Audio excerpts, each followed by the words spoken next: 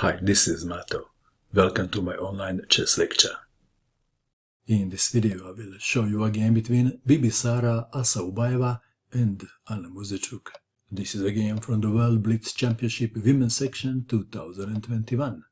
Bibisara Assaubayeva had white pieces and she started with d4. Muzychuk played f5, the Dutch defense. Knight to c3, knight to f6, battling for the e4 square. Bishop to g5, d5, bishop takes on f6, e takes on f6.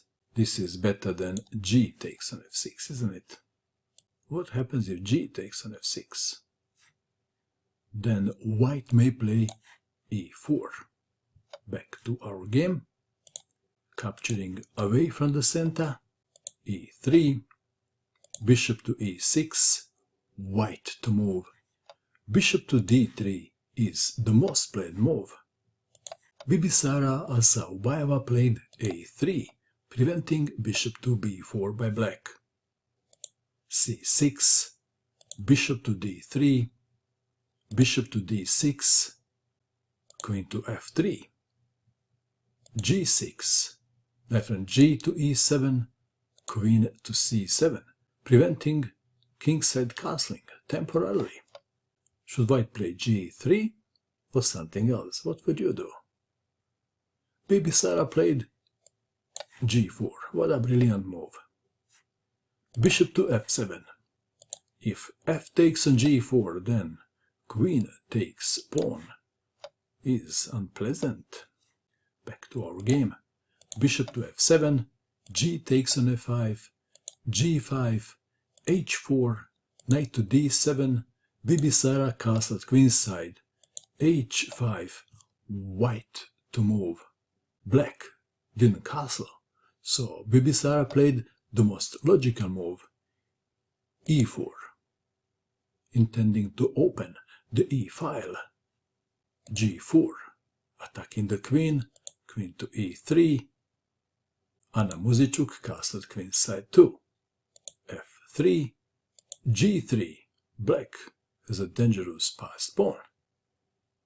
Maybe f4, d takes on e4, knight takes on e4, bishop to f8, knight takes on g3, and the potentially dangerous passed pawn is gone. Bishop to h6, threatening to take on f4, white to move. Most players would, in a blitz game, look for a simple solution, but not Tal and Bibisara. Instead of playing knight to e2, Bibisara played knight to g5. Wow, a piece sacrifice to create a dangerous passed pawn. F takes on g5, h takes on g5, bishop to f8, f6, bishop to d6, again attacking the pawn on f4.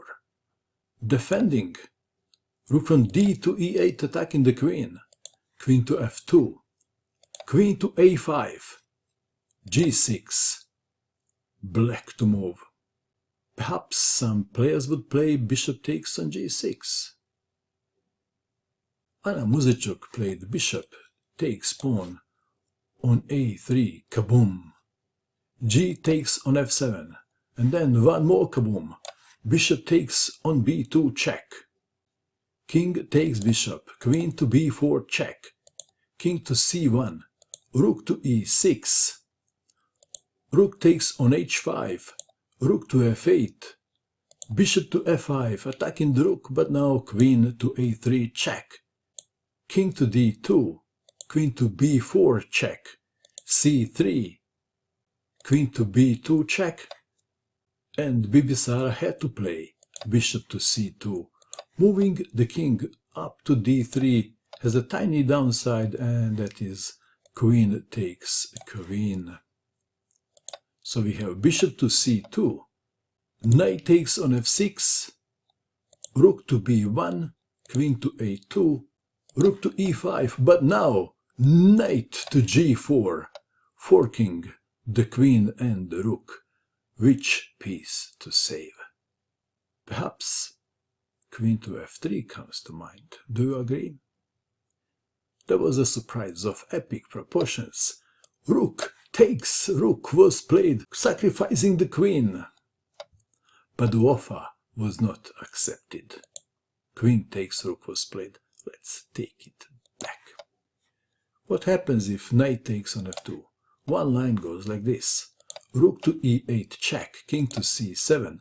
Rook takes rook, threatening rook to c8 check and promoting to a queen. But after queen to e6, rook to c8 check does the work.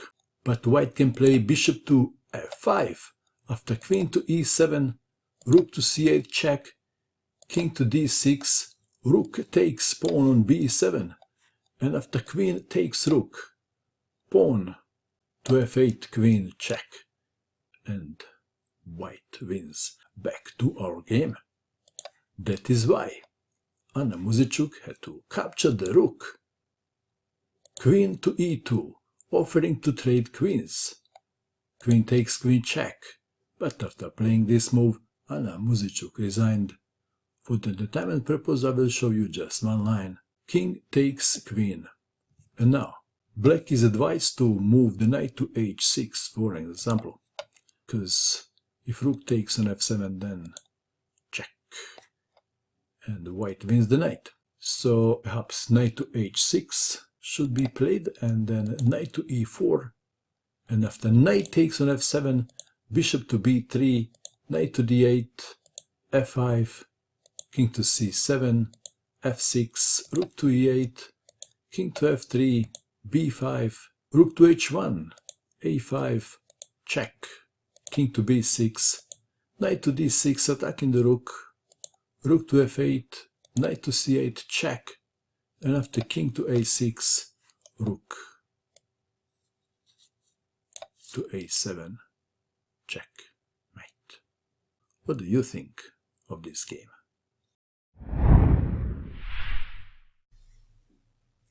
And that is all. I hope that you enjoyed watching this video. I wish you good luck with your chess, and bye for now.